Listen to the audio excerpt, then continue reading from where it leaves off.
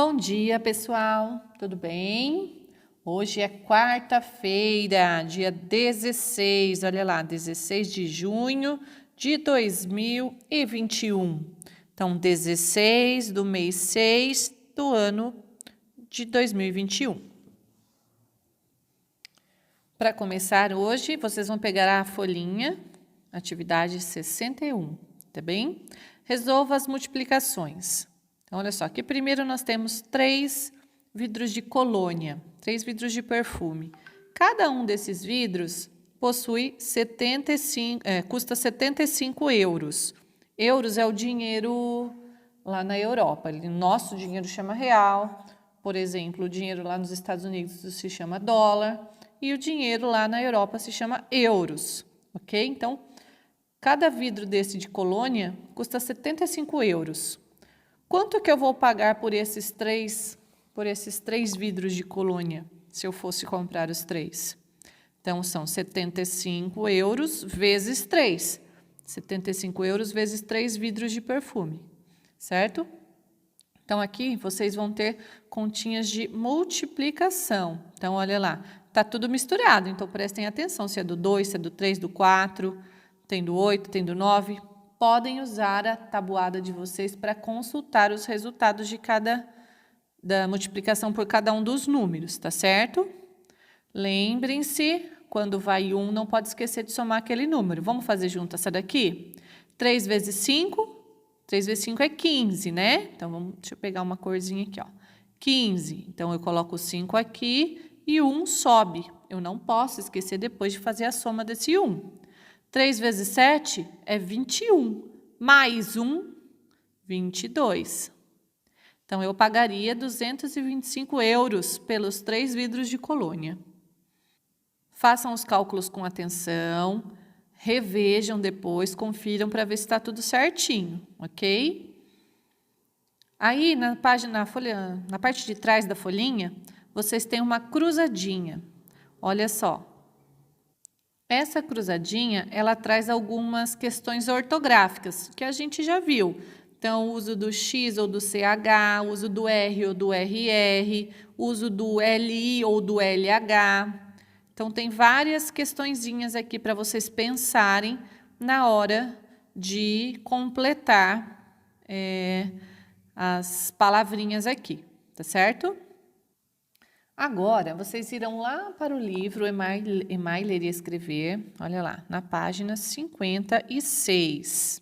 Olha lá. Então, vamos lá. Atividade 23.4. Adivinha qual a próxima atração? A roda gigante. Em cada cadeira cabem 4 crianças. Então, olha, aqui tem uma roda gigante, ó. Em cada cadeira dessa daqui, pode ser colocado 4 crianças. Com esta informação, preencha o quadro. Se em uma cadeirinha cabe 4, em 2 cadeirinhas cabem quanto? É a mesma coisa que a gente fazer 4 vezes 2, que é 8. Em 3 cadeirinhas, 4 crianças vezes 3 cadeiras. Qual é o resultado? Então, aqui ó, a gente está trabalhando com a multiplicação com a tabuada do número 4, certo? Vocês vão completar até o 10. Número 2. Observe o quadro e responda. Os números que você escreveu na segunda coluna são pares ou são ímpares? Então, os números que você colocou aqui, ó, você vai observá-lo depois de você terminar de completar. Eles são pares ou eles são ímpares? Você vai responder aqui. Esses números aumentam de 2 em 2, de 3 em 3 ou de 4 em 4? Eles vão aumentar de 4 em 4, né, gente? Porque não é sempre mais 4 em cada cadeira? Mais 4, mais 4, mais 4. Então, é de 4 em 4. Em 5 cadeiras, quantas crianças cabem? Aí você vem aqui em consulta. Em 5 cadeiras, qual o valor que você colocou? Quantas crianças? Em 10 cadeiras, quantas cabem? Quantas crianças poderão brincar se houver 12 cadeiras? Aí aumentou um pouquinho, não está aqui. O que você pode fazer para resolver essa daqui, ó? Quantas crianças poderão brincar se houver 12 cadeiras? Então, olha só. Se eu tenho 12 cadeiras e eu sei que em cada uma cabe 4, eu vou fazer vezes 4.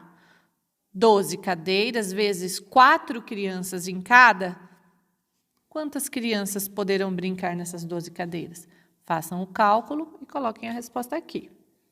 Página 57. Atividade 23.5. Observe os quadros sobre a quantidade de crianças em cada brinquedo.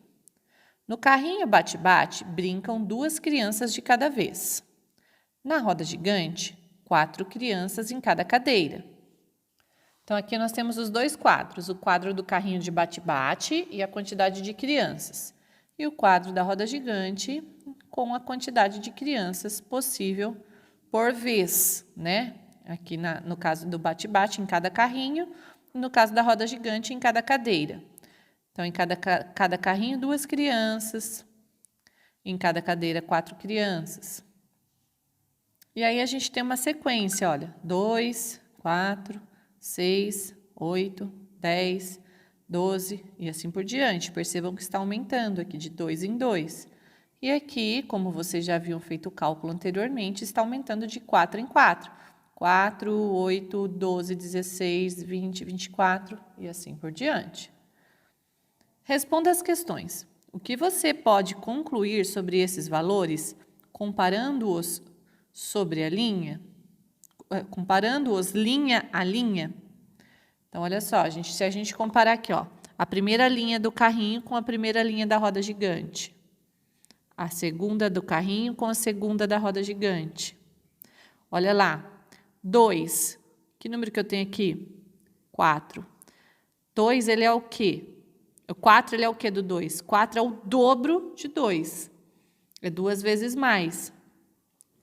Aqui eu tenho 4, aqui eu tenho 8. Será que o 8 também é o dobro de 4? Se eu fizer 4 mais 4, é 8? Sim, é isso mesmo. Então, aqui, ó, no segundo quadro, no quadro da roda gigante, todos os números são o dobro dos que estão na mesma linha que ele. 4 é o dobro de 2, 8 é o dobro de 4, 12 é o dobro de 6. Lembrando que o dobro é 2 vezes mais, ok? É a mesma coisa que o número mais o mesmo número, certo? Então, olha lá qual é a questão. O que você pode concluir sobre esses valores comparando-os linha a linha? Então, é possível concluir que cada linha da roda gigante corresponde ao dobro da mesma linha do carrinho de bate-bate. Na página seguinte, você sabia que podemos calcular 4 vezes 5 dobrando o resultado de 2 vezes 5? Olha só, então aqui, ó, nós estamos criando estratégias de cálculo. Letra B. Você sabia que podemos calcular 4 vezes 5 dobrando o resultado de 2 vezes 5? Então, olha só, uma coisa que a gente não pode esquecer, que o dobro, ó, o dobro é a mesma coisa, é igual a 2 vezes. O dobro é a mesma coisa que 2 vezes um número, certo? Então, ó, você sabia que podemos calcular 4 vezes 5 dobrando o resultado de 2 vezes 5? Por que vai dar o mesmo resultado se a gente fizer dobrando isso aqui, se fizer o dobro disso? Porque, olha só, o 4 que está aqui, ó, não é o dobro do 2 que está aqui? 2 vezes 2 é 4. Então, se eu fizer o dobro de 2 vezes 5, é a mesma coisa que eu fizer 4 vezes 5. Vamos ver como? Olha só, se eu calcular aqui, ó, 4 vezes 5. Quanto que é 4 vezes 5? 4 vezes 5 é 20. Agora, se eu calcular o dobro de 2 vezes 5, ó, 2 vezes 5 é igual a 10. Se eu fizer, agora eu preciso fazer o dobro disso, né? Se eu fizer 10 vezes 2, é 20. Ou 10 mais 10 é 20, ó, o resultado é o mesmo. Então, o dobro de 2 vezes 5 é a mesma coisa que 4 vezes 5. Aí aqui pergunta assim, ó, você sabia que podemos calcular? Pode colocar o cálculo e aí você responde se você sabia ou se não, se foi uma novidade, você está aprendendo agora. Letra C. Calcule 4 vezes 7 e 4 vezes 9 e encontre o resultado no quadro acima. Então, você vai fazer o cálculo, né? Olha lá. 4 vezes 7, quanto é? E 4 vezes 9, quanto é? Você vai encontrar o resultado lá no quadro de cima. Consultando o quadro, esse aqui que eles pediram para consultar. 4 vezes 7 e 4 vezes 9, né? Mas como que eu sei qual é o resultado do 4 vezes 7 e do 4 vezes 9? Ó, 4 vezes 1, eu sei que é 4. Então, aqui é vezes 1, vezes 2, vezes 3, vezes 4, vezes 5, vezes 6, vezes 7, ó. 4 vezes o 7, vezes 8, vezes 9. E aqui, então, é o 4 vezes o 9. Ok? Letra D. Mateus, ao calcular 4 vezes 22, disse que fez assim. O dobro de 22 é 44. E o dobro de 44 é 88. Assim, 4 vezes 22 é igual a 88. Você concorda com ele? Então, aqui, ó, você vai colocar se você concorda ou não com o Mateus, com a maneira como ele calculou. E você vai me explicar por que você concorda ou por que você discorda dele, tá? Pode me mostrar com os cálculos, para a gente ver se está certo ou não a hipótese do Mateus. Agora, vocês irão lá para a página 163 do mesmo livro. Atividade 3D, produção coletiva de texto. Você sabia que... Então, aqui, vocês irão criar um texto Você sabia sobre a anta. O texto Você sabia possui algumas características especiais que são somente deles. Então, olha só. A primeira delas é que, assim, é um texto informativo, então ele tem que trazer uma informação que seja verídica, não pode ser uma coisa que, eu acho que é, não, tem que ser uma informação retirada de algum lugar científico, de algum lugar onde foi feito um estudo, de uma fonte confiável, certo? E aí ele começa assim, você sabia? E aí você coloca a frase interessante, né, sobre o animal, a curiosidade, e ela pode terminar com um ponto de interrogação, dependendo de como você organizar. Então, olha só, no texto da anta que vocês têm aí, tem uma partezinha, tem o primeiro texto, né, está escrito anta, o maior mamífero terrestre brasileiro, do lado tem um segundo texto, está assim, ó, você sabia que a anta é o maior mamífero terrestre da América do Sul? Esse é um texto de Você Sabia. E olha como ele está organizado. Ele está organizado assim, ó. Vou colocar ele aqui, ó.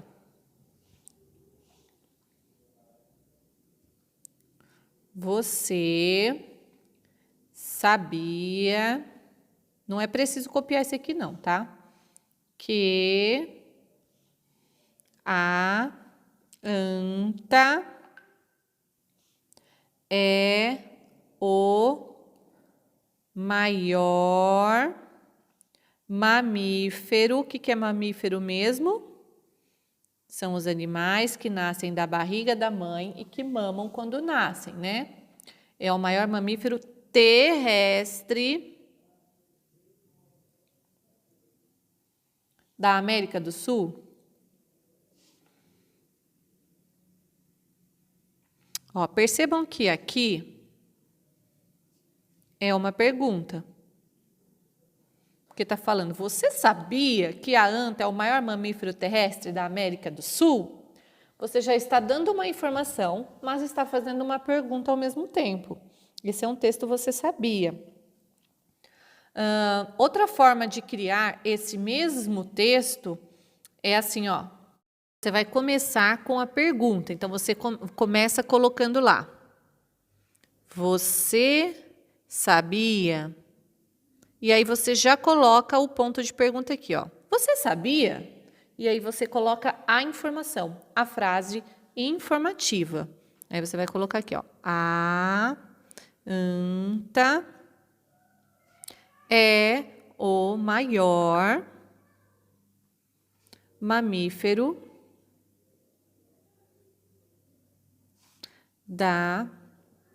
é mamífero terrestre, tá? Mamífero terrestre da América do Sul. Aqui não é ponto de pergunta, é uma afirmação. A pergunta ficou aqui, ó. Você sabia? A anta é o maior mamífero terrestre da América do Sul. Então, aqui você fez a pergunta e afirmou, colocou a sua informação aqui embaixo. Então, o texto você sabia pode ser desta forma que vocês estão vendo aqui, ou como nós fizemos anteriormente, certo? Agora, você vai criar o seu texto, você sabia. Você vai ler novamente os 2 textos da anta que você tem aí, são 2 textos, um de cada lado aí da folhinha. Inclusive, o primeiro texto diz o seguinte: anta, o maior mamífero terrestre brasileiro. E o segundo texto diz que é o maior mamífero terrestre da América do Sul. Ué, tá errado? Não, não está errado. O Brasil fica na América do Sul. Então, o primeiro texto compara a anta com os outros animais brasileiros. E o segundo texto compara a anta com os animais da América do Sul, onde o Brasil também faz parte, certo? Então, os 2 textos têm informações corretas, só que sobre pontos de vista diferentes. Você vai reler esses 2 textos e você vai encontrar uma outra informação que você acha interessante para criar o seu texto, você sabia, certo? Não é para colocar esse mesmo que eu coloquei aqui, esse foi só um exemplo, certo? Crie o seu. O texto, você sabia, ele é curto. Aí tem várias linhas para vocês escreverem, mas uma característica do texto, você sabia, é uma informação sucinta, ok? Uma informação direta. Agora, peguem o livro da Escola para o Mundo, os projetos integradores, lá na página 47. Então, olha lá, momento 1. As imagens abaixo mostram que o preparo dos alimentos pelos povos indígenas do Xingu é realizado de maneiras diferentes. Observe. Então, vamos observar as imagens aqui, ó. Essa primeira, ó, indígena Camaiurá defumando peixes na lagoa Ianampaú, em Gaúcha do Norte, Mato Grosso, em 2014. E a segunda foto, casal indígena Iaualapti assando beiju em Gaúcha do Norte, Mato Grosso, 2002. Então, aqui é um tipo de alimento, aqui é outro tipo de alimento.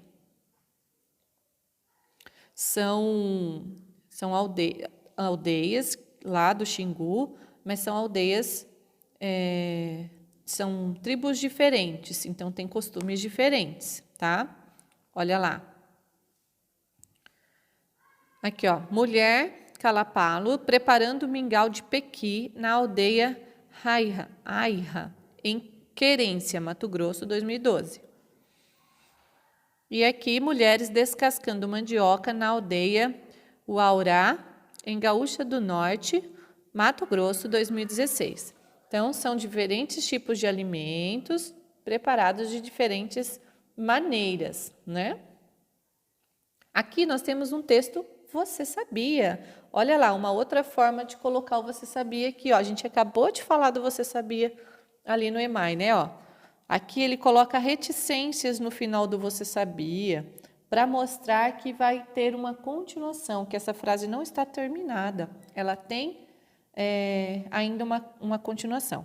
Você sabia que o beiju é um alimento muito apreciado pelos povos indígenas? Aí aqui a pergunta está aqui, ó, o ponto de pergunta, certo? Aí aqui ele dá uma explicação. É feito com a massa de mandioca, que também faz parte da tradição alimentar desses povos. Atividade 1. Qual é a diferença entre o modo de preparo dos alimentos observados e os de sua casa? Converse com um colega. Na verdade, você vai conversar aí com a sua família. Você vai pegar o seu caderno. Ah, vocês estão no seu caderno, né? Atividade 1.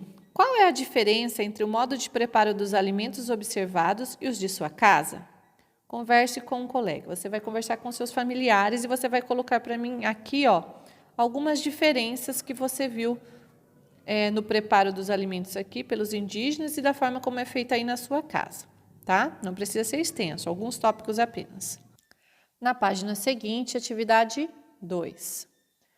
Com base nas imagens observadas na página anterior, o que você pode dizer sobre os alimentos consumidos pelos povos do Xingu?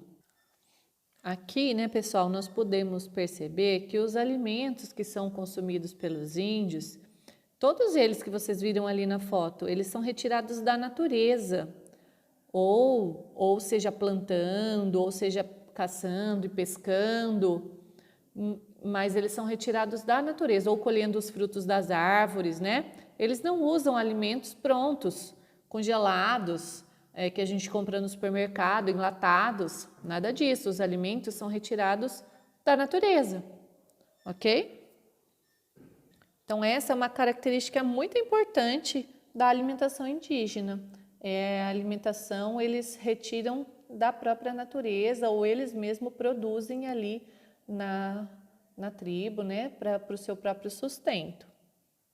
Essa próxima questão aqui, né, era para comparar com a sua resposta com de um colega, nós não faremos, ok? Nós não estamos aqui em sala para fazer as comparações. E o restante da página é para amanhã, ok? Por hoje é só então. Beijinhos e até mais. Tchau, tchau!